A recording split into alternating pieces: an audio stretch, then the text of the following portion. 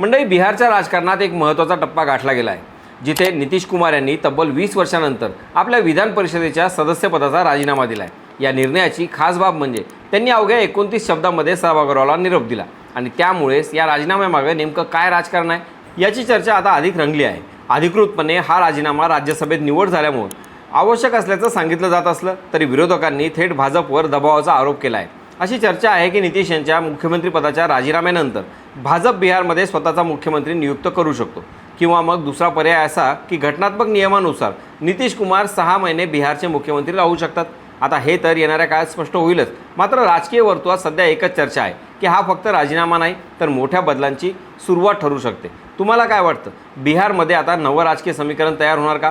कमेंटमध्ये नक्की सांगा आणि अशाच महत्त्वाच्या अपडेटसाठी त्याचं काय महाराष्ट्राला इंस्टाग्रामला फॉलो करा आणि यूट्यूबला सबस्क्राईब करायला विसरू नका।